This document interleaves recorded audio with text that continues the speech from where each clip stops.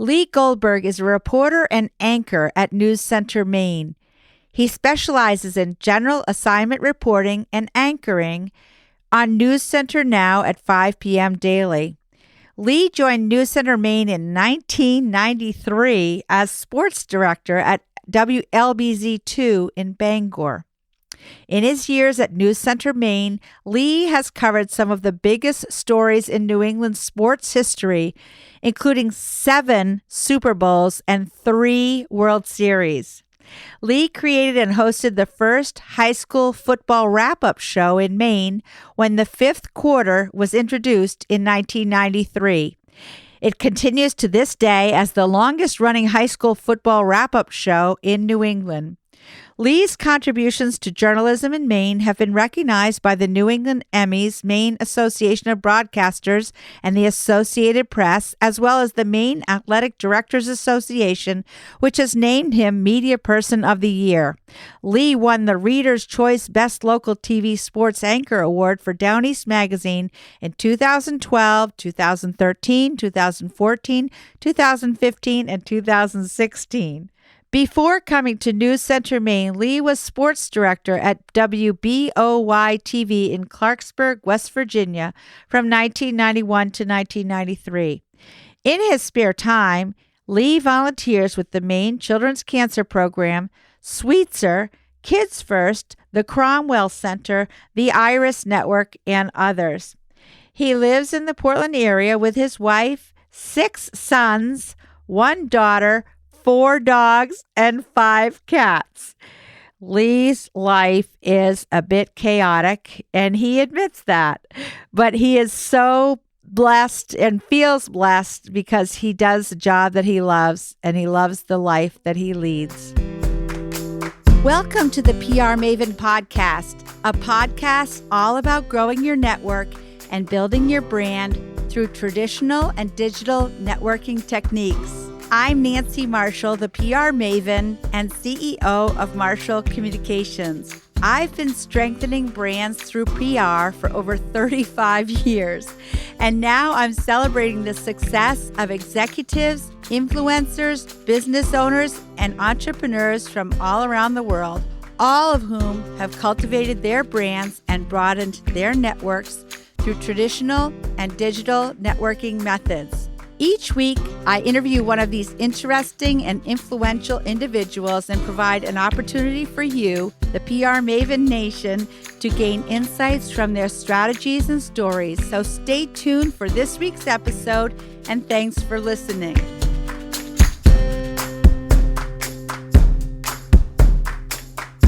So Lee, to kick things off, tell us about your career and how you got into it in the first place. Oh my gosh, my career. I don't want to bore all your listeners. Well, I got into it I went to Deering High School. I'm from here, and just always wanted to I remember being told by a teacher that my mouth was either going to get me in trouble or get me a job in my life. So I feel like it's done both, but luckily it did end up getting me a job. I've always loved talking and being in front of people. I've never had stage fright, never had fear of public speaking. I've just always kind of embraced and liked that. Always loved sports, and went to school to be on the radio. Actually, my goal in life when I was 16, 17 years old was to be on Q97.9. Oh, wow. Hand to God, that's what I wanted to do. I wanted to be a DJ. I wanted to play weddings and bar mitzvahs, and I was going to be the guy, and was on the radio, and then went out and did all the functions. So I went to school in Henniker, New Hampshire, where I had my own radio show my freshman year and all the way through. And my senior year, my advisor asked if I'd ever thought about doing stuff with TV. And I said, well, we don't have a TV station here, so I really haven't. So he said, why don't you do an internship at the station in Manchester, which is about a half an hour away, and just see if you like TV. And I applied for the internship. I got it, and I never did radio again. So I did my internship at WMUR in Manchester. I graduated, and 10 months later, and I don't even know how many demo reels I had to send out, physically mail, because there was no internet back then. All the rejection letters I got, all the dear applicant letters I got, and finally, after about 10 months, somebody said yes, and I got hired in Clarksburg, West Virginia, for $12,000 a year, and I jumped in a car, and there was no GPS. I found my way to West Virginia with a map from AAA, and got out there and And, I've been on television since January of 91, so 29 years now. So pretty cool.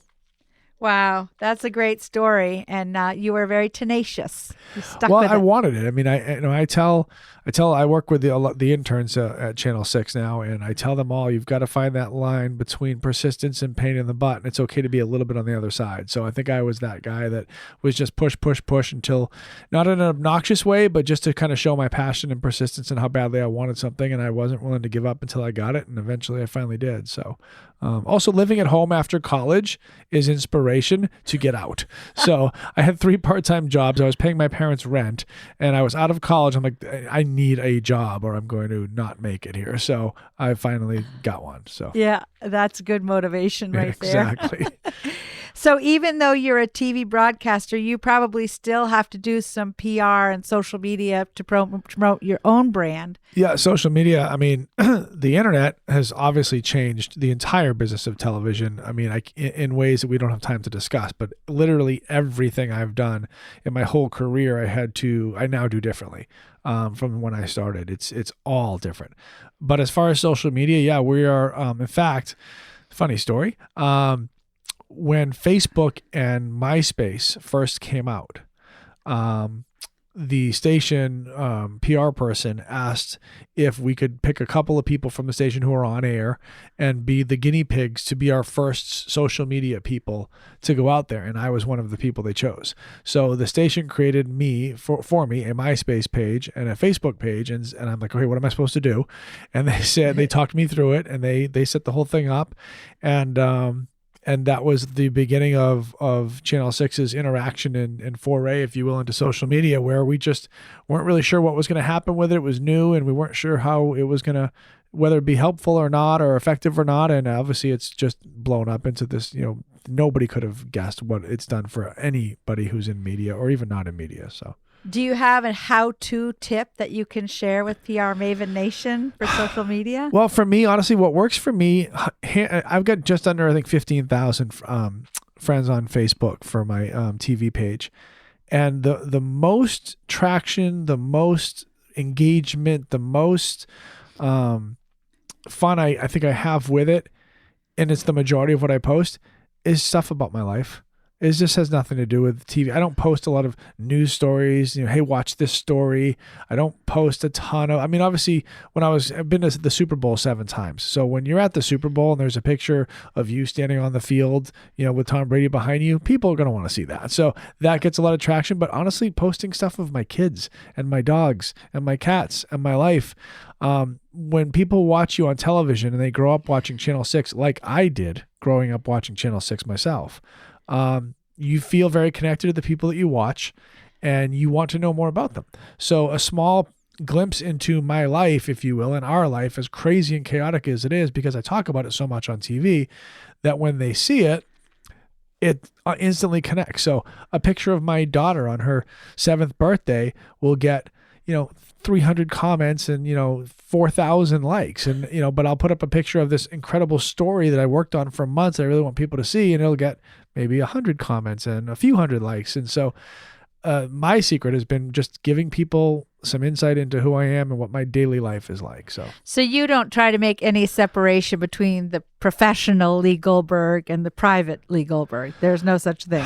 Yeah, I mean, I'm kind of an open book, honestly. I mean, and that's I don't think that's for everybody. It's worked for me. In the 29 years that I've done this, there's nothing that comes close to the comments that I get when I meet people who say you're exactly like you are in person as you are on TV. That's it. Thank you. Because I couldn't imagine being that any other way. And not everybody is like that. There are people who are public person here and private person here. I'm just the same. Listen, I'm from here. Who am I kidding? I mean, I'm living the dream. I'm a kid from Maine who went to Deering High School and had a dream and have been ridiculously blessed to do what I've been doing for 29 years. And every person I've met and every experience I've had, It'd be disingenuous to say it's anything other than a total just dream come true, literal dream come true. So to share that with the people, it's just, we're an open book, and my wife's aware of that. My kids are aware of that. I mean, we're very open and public with our lives. We go live Thanksgiving morning as I prepare the Thanksgiving turkey. And for the last 3 years, I've decided to go Facebook Live on Thanksgiving morning at 6 a.m.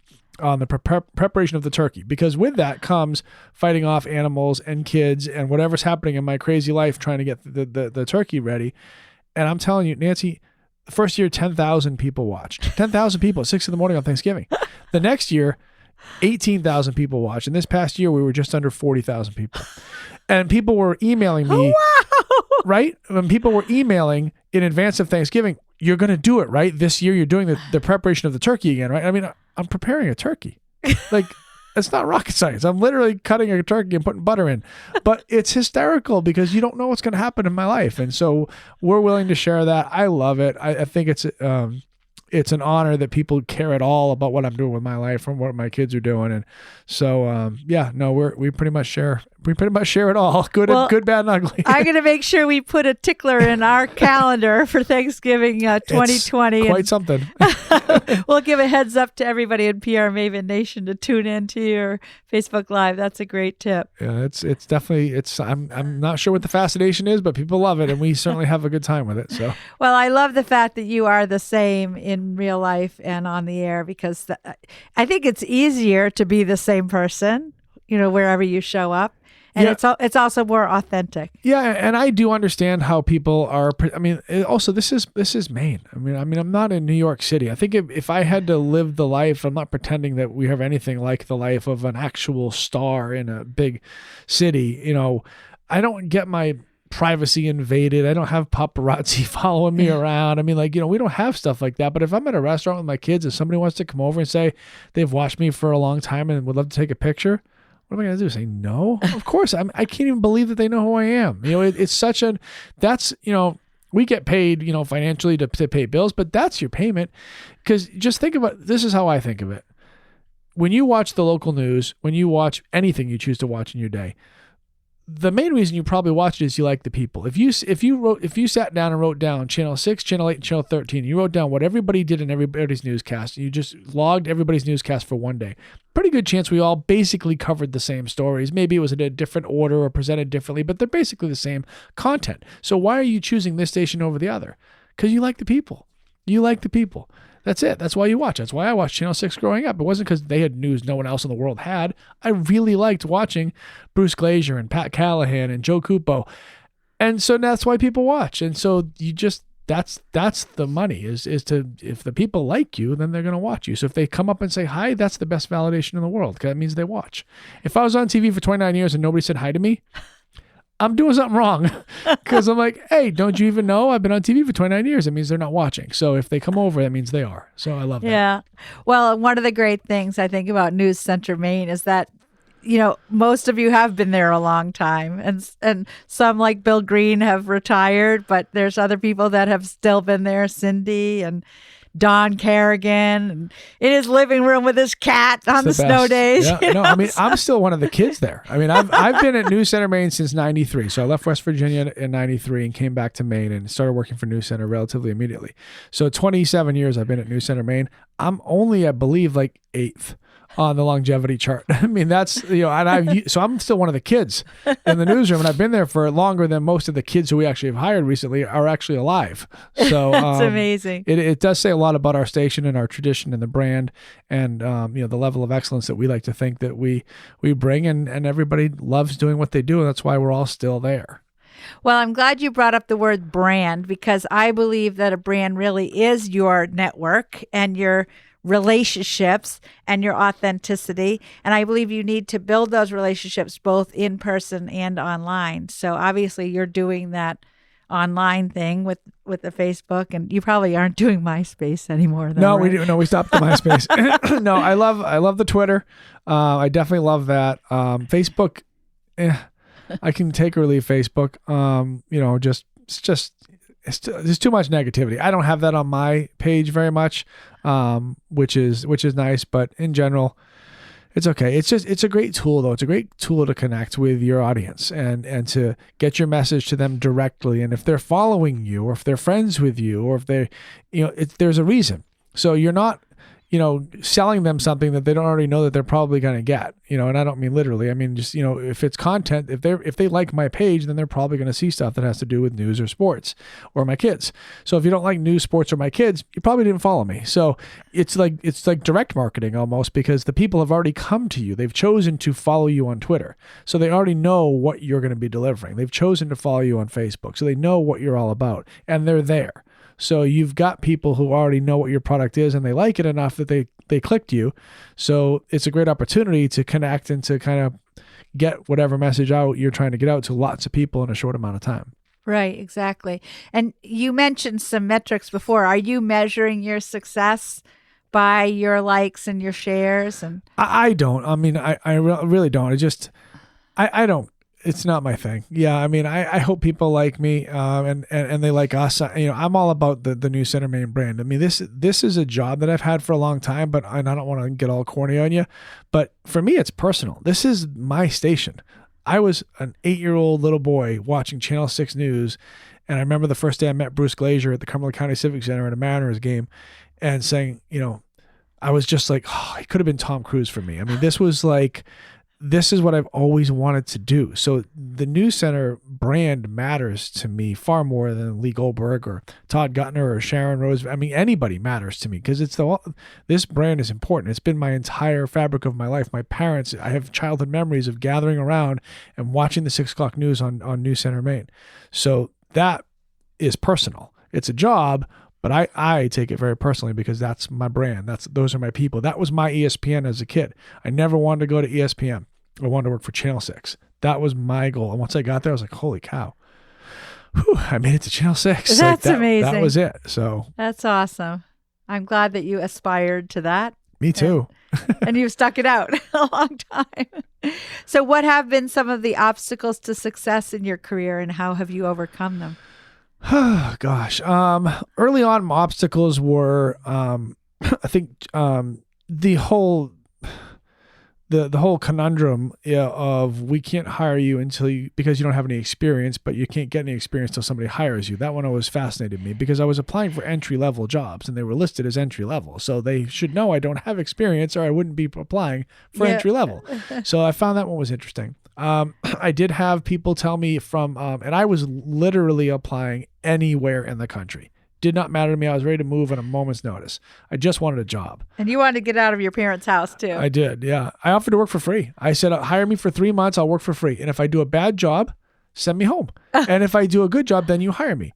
I mean, I honestly, I wrote that in my letters after a while, because I was like, just trust me. I can do this. Just give me a chance. Yeah. So, obstacles, my accent was an obstacle. I had people in the Midwest stations that said they wouldn't hire me because I sounded too much New England. And they didn't think that would go over well with their viewers. I don't hear an accent when I took addiction. I took a class on enunciation. Oh, you did? I did right away. I was like, okay, well, if that's a barrier, that's how I'm going to overcome it. Oh, that's I took an enunciation so class to learn how to pronounce all of the letters and all of the words that I say. You used to have more of a Maine accent? Oh, I had a really bad one. Yeah. Oh, I bet you can bring it out if you want. It does come out every once in a while, yeah. In fact, when I look back at my first days on the air back in 91 at WBOY TV in Clarksburg, West Virginia, it's awful. Clarksburg, yeah. It was so bad. Oh, yeah. I'm like, seriously, somebody hired me? I thought I was great back then. I look at it now and go, okay, what was they thinking? So yeah, before you said you took a diction class, because when you said you took addiction, I'm like, really? Yeah, no, but not addiction. Yes, a diction. Yeah, just to learn how to speak properly, so I wasn't so more hireable, I guess. That's interesting. So. Yeah. Is that common that others have taken diction classes as well? I don't think so. I don't know of anybody else who had to do that. And we've got plenty of people that have really thick accents from wherever they're from. But for whatever reason, that was something that was keeping me from being hired. Maybe there was other things too, and they just decided to use that as an excuse. I don't know. Most of my rejection letters didn't even say "Dear Lee." I'm like, I've got 3 letters and 2 are the same. Like, you can't even give me a "Dear Lee." It was "Dear applicant." Oh gosh. No reason really for why you didn't get it. Just you didn't get it, and so I didn't really have a lot to build on or constructive criticism. Very, very few and far between. I have every rejection letter I ever got. I still have it. I have all of them. in a folder, and I look at them every once in a while, along with my first contract I ever signed and all my rejection letters, and I just keep them all in a little folder just to remind me of where I was and and kind of the blessed life that I've had. So That's great. I love that. That you do count your blessings. You don't take anything for granted. no, not at all. Good for you. So PR, marketing, and certainly social media have changed drastically over my career, and they have over yours too. I mean, some of our listeners weren't even working, in the pre-internet days, as I think both of us were. It definitely was. Typewriters and no internet. So, I mean, is it part of your job? You mentioned that you like Twitter, for example. Is that part of your job description that you tweet, or do you just choose to do that on your own? Yeah, I mean, it's not written in my contract, but I think it's just kind of understood. I mean, it's part of what we are required to do in our jobs. In fact, when I left sports after 26 years, one of the reasons that really drove me to that, if you will, is there was never downtime. Sports happen at nights and on weekends.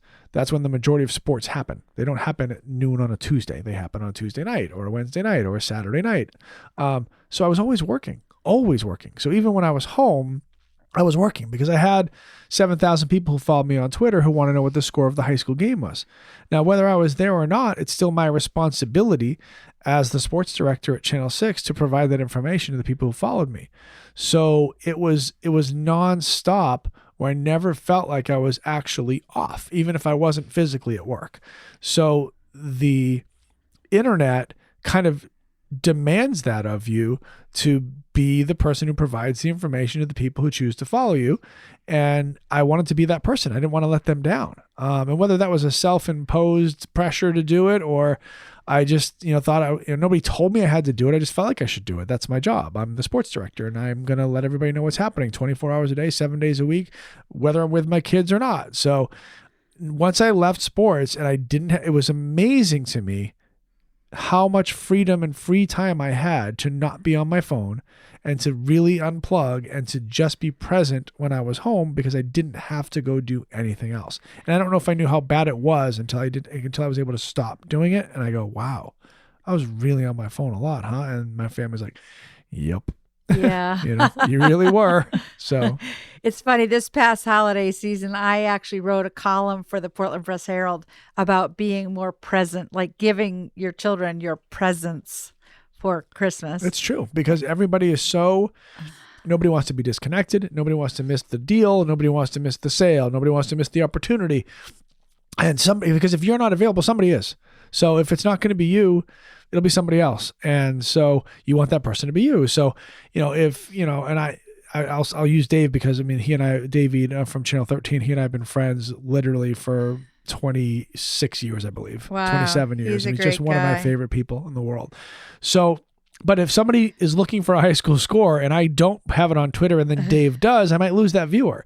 Right. So it's like, I gotta, and Travis from Channel 8, like we were constantly monitoring. Well, I don't know if they were, but I was constantly monitoring them to see if they had anything that I didn't have, and how come I didn't get this. And so it was constant. And in news, now that I've switched over to what I used to call the dark side, which is news. Yeah.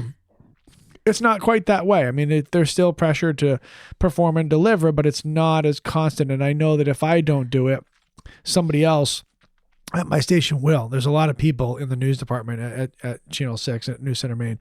And in sports, there wasn't. The sports, it was me, because Bruce wasn't doing the internet. So it was really just me. So that was also different. So now I'm not so worried about it, because if I don't have something on, I know that somebody else at the station will. So was that your idea to go over to the news side, or did the station propose that you do that? Yes. Yeah.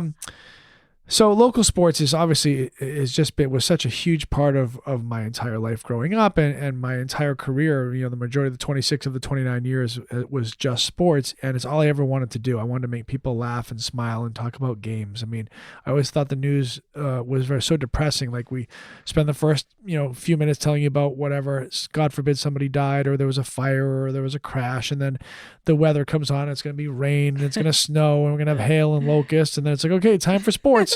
So we just depressed you for 20 minutes and now it's my turn. So I always took that as an opportunity to, talk about things that really at the end of the day, for the most part, it was about wins or losses of a game. Right. Nothing was life-changing. It was just a game, and somebody won and somebody lost, and we're all going to be okay, which wasn't always the case in news. That's life-changing stuff. Sports, not so much. So I found my niche would be that. And as the internet evolved and people did not have to run home after a game to watch the news to see how their team did, because they could find out by looking at their phone. So they don't need me for that anymore.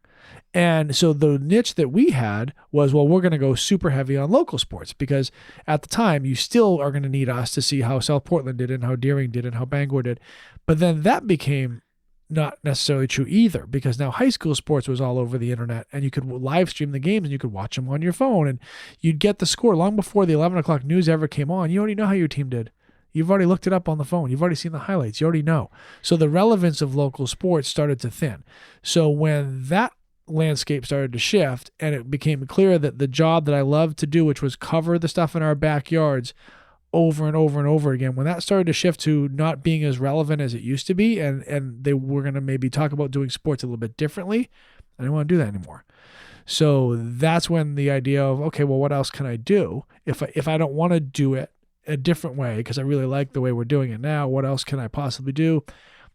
News came up, and then the conversation started to happen, and then I switched over to news. So yeah, that was the evolution. Well, that's nice. I mean, it's a different role, and I see you slightly differently, but I like your conversational style. And, where the way you interact with Sharon, for example. Well, yeah. So Sharon, I mean, first of all, let's be real. With Sharon and Todd, now that I'm on the morning report, which is, just such a great gig. I mean, honestly, who gets up at 2:00 in the morning and is happy about it? Nobody, right? But I am. I'm that obnoxious happy, like, good morning. Like, I love that shift. The alarm going off hurts. There's no way getting around that.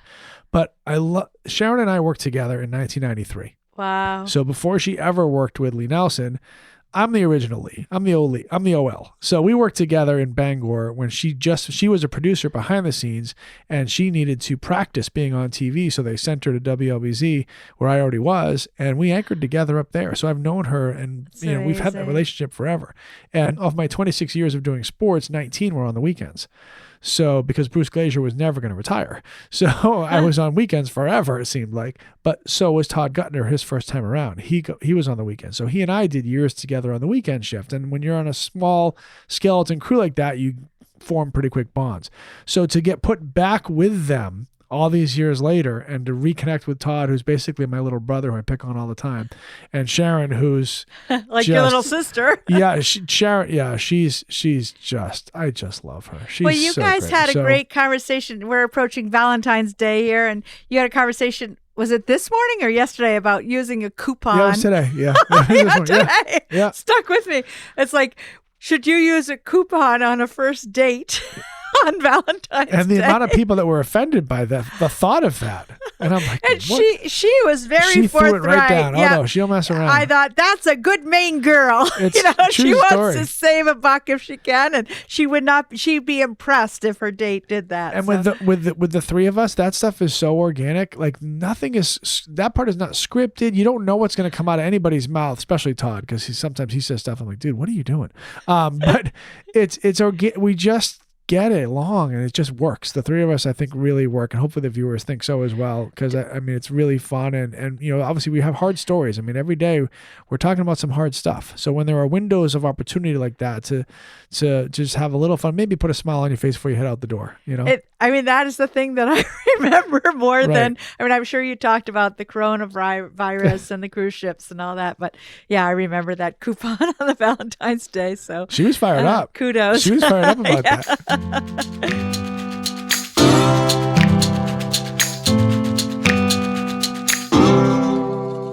We'll continue our conversation with Lee Goldberg shortly, but I wanted to share some exciting news with you about how you can connect with me about the podcast.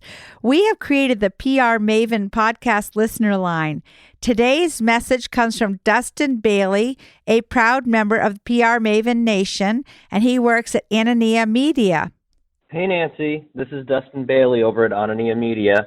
So I've talked to a few young PR students and professionals, and some of them are seemingly allergic to sort of the mix of earned and paid campaigns for their clients. And I was wondering, since PR and marketing are coming closer together and you've had experience wearing so many different hats, do you believe the new PR professionals should have experience in both? Thanks for your comment and question, Dustin. I believe that PR professionals need to understand the best way to connect with their targeted audience. The lines have really blurred between paid and earned media.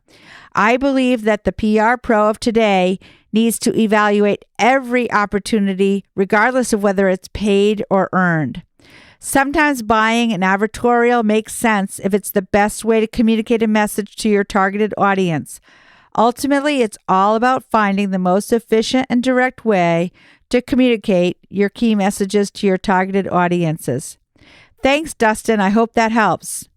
And if you have a question or comment about the podcast, just like Dustin, you can call our listener line right now or anytime at 207-620-9075 and record a message and ask a question or share feedback or ideas for the podcast, including who you would like to hear on the show as future guests, or if you'd like to hear Lee Goldberg all over again because he is ready to come back right now. I look forward to hearing from you, and we're going to be back in just a moment with more from Lee Goldberg.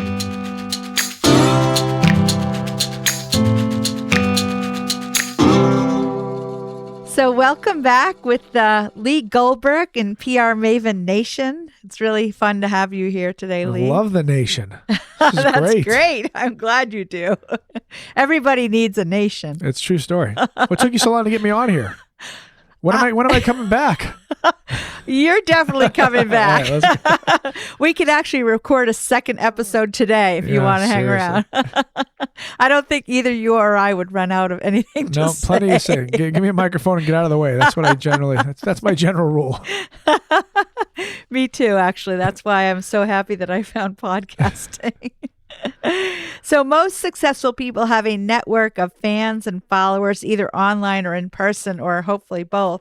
How have you built your network of fans and followers, and has it been a conscious goal or has it happened on its own? No, it's been pretty organic. I mean, again, I think that for me, and it's going to sound, repetitive, but I feel like it's just being real, just be you. And I see people who are on TV and all of a sudden like, oh, everybody, blah, blah, blah, blah. And that's not what they talk like. It's not what they act like. It's not what they look like. It's just, that's who they are, on television or on the radio, but that's not who they are. And I feel like about just being real, and that's not always good. I mean, sometimes your realness is got some open wounds that are hard to deal with. But I think if you're just yourself, I think it helps that I'm from here. I mean, I get it. I mean, I'm not from away trying to figure stuff out.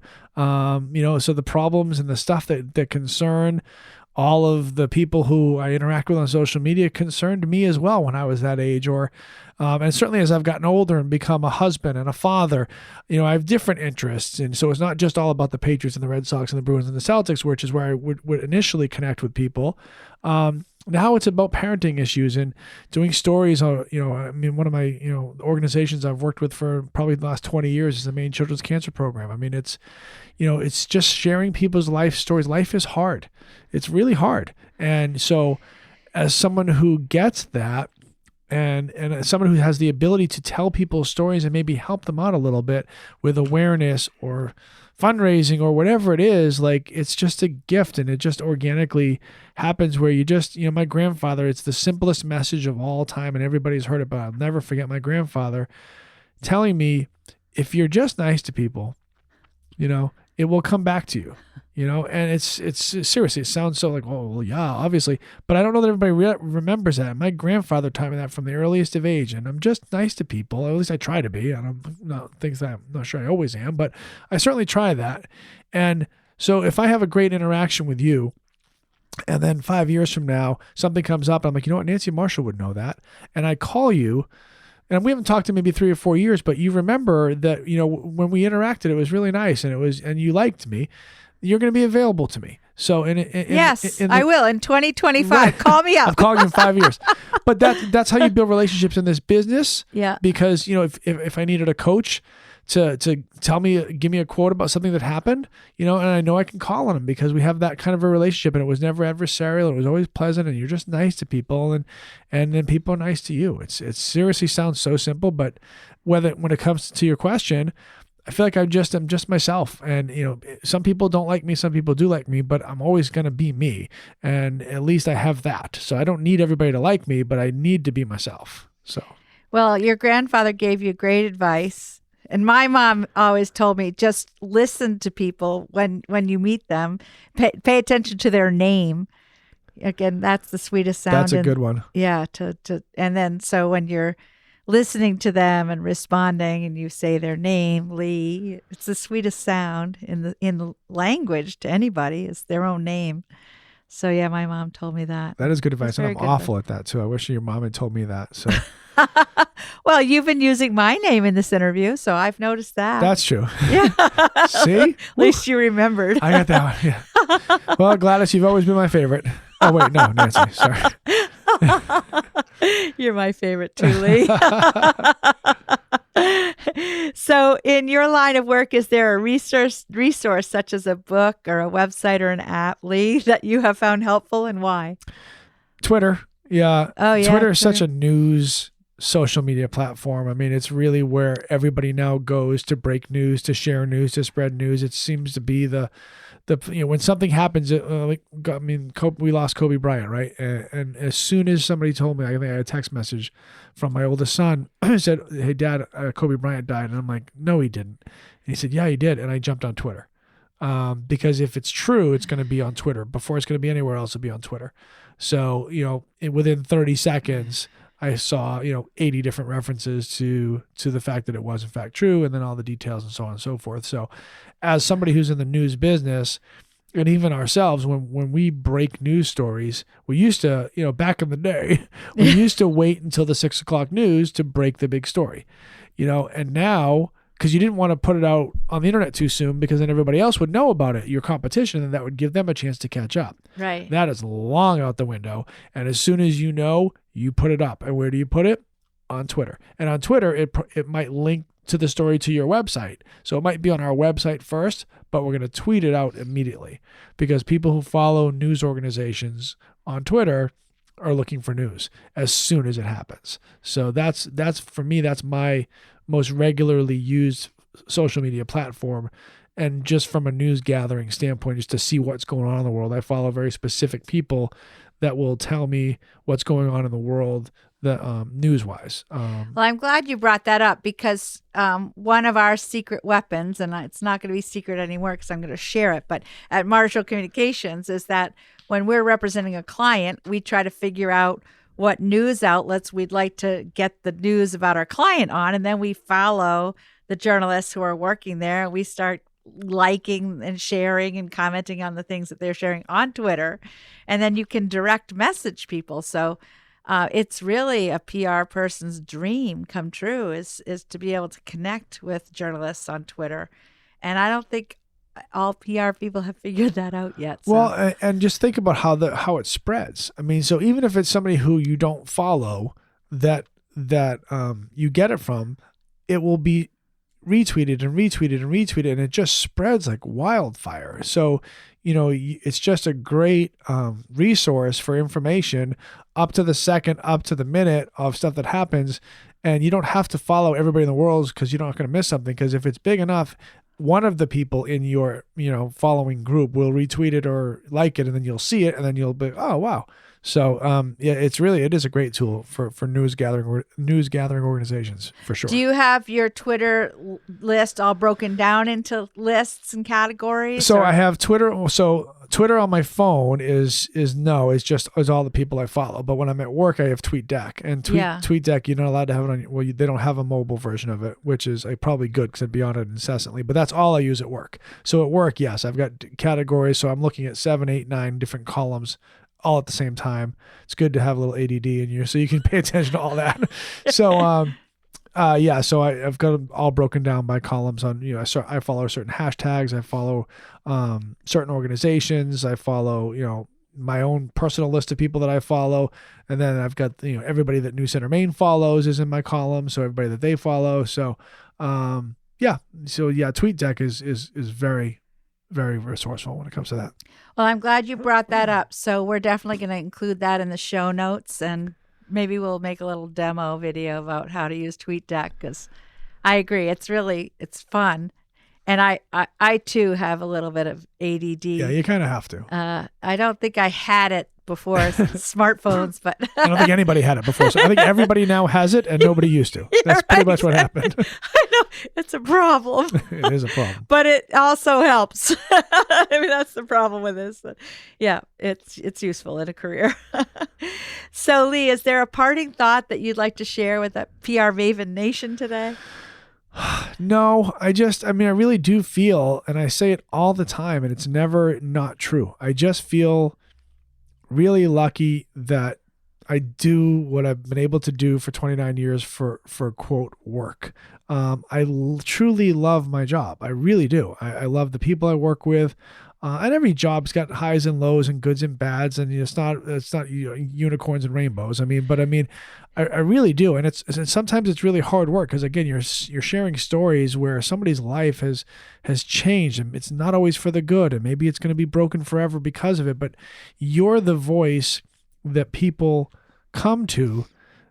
That you're the microphone that spreads that information, the conduit between the news and the public, and that's a huge responsibility.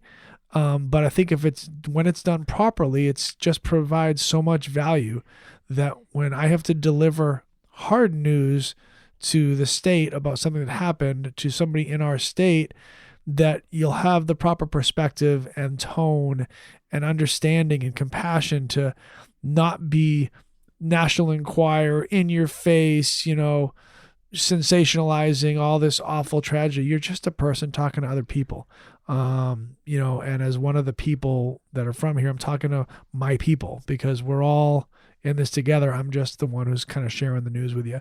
So whether it was at a restaurant, if I see you and I'm telling you about what happened during the day, or I'm in front of a camera with a teleprompter and a microphone, I'm just talking to you. I'm just telling you what happened that day. So to be able to do that for 29 years is not something I take lightly. It's a huge responsibility. I absolutely love it. I want to do it forever. I hope to never retire. I want to beat Bill Green's record. Bill was 46 years, I think, on TV. Wow. So I've been 29. Okay. So I've got to go 17 more. Well, and you need to support all those kids. Yeah, too. So that would make me 17. I went to Darien. Let me do the math real quick. So that'll make me 68 or so when I retire. No problem. So at this point, I feel like I'm never going to retire. Yeah. So no problem. So I can't imagine retiring either. I Yeah. think that, if I were to retire, I'd end up just volunteering to do what I do now. So I might as well just keep doing it. And Yeah. I love it too. So I feel very blessed. See? And yeah, I feel like podcasting has opened up this whole new world for me. So I've kind of gone from being a PR person to sort of a broadcaster, with my own podcast. And it's just great that I can sit here and have a conversation like this. It with is you. great. I can't wait for the next one. Oh, good. Well, Lock it up. we can wrap this Well, let's one. see what the listeners think about this one first. I think it's Yeah. so funny you said lock it up, because my son Craig Marshall, who was on episode 3 of the PR Maven podcast, but sometimes we pretend that we have a TV show, and he's always like, lock it up, Nance, lock it up. Also featured on the Olympic Zone with Bill Green and myself a while back in the last Olympiad. So That's right. Yes, I think Craig He was a and his special friend guest. Mike Yeah. Boardman, they commented on Michaela Schifrin. Yeah. They came on to talk yeah. about Michaela. So Yeah. I remember. Yeah, that you do have a good memory. Well, Yeah, and Michaela unfortunately just lost her dad. It's very sad. He was an awesome guy, Jeff Schifrin. So may he rest in peace. That was a very sad story. Yeah, actually, Michaela, I remember seeing her at Sunday River when my son Jamie was 13. So that would have been 2008. She was at the J3 Olympics at Sunday River. And I remember Jamie pointed her out and said, Ma, that boy or that girl is beating all the boys. She's really amazing. Michaela, there's a skinny little blonde girl. There she goes. She could move. Yeah. She still can. So that's great. Well, Lee, this has been so much fun. And if people want to follow up, obviously they can follow your Twitter feed. So Twitter, it's TV Lee G. I think Instagram is also TV Lee G. And Facebook is just Lee Goldberg News Center. So all right, that's great. pretty much it. Okay, well, thank you, and we'll schedule you for your. I'm your ready to next go. appearance. Thanks for having me. This was awesome. Appreciate it. Thanks, and I hope everybody in PR Maven Nation enjoyed it, and have a great week. That's it for this week's episode. I'd like to thank you for listening, and if you feel that you've gotten value out of today's conversation, consider leaving a 5-star review on iTunes or whatever app you're using to tune in. If you haven't subscribed yet, you should do so.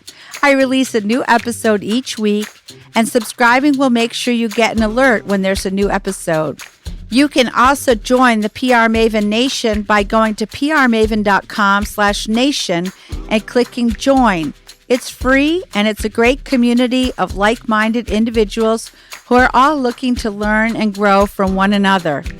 If you have an Alexa-enabled device, be sure to add the PR Maven Marketing Minute to your daily flash briefing menu. Thanks again for listening, and have a great rest of your week, PR Maven Nation.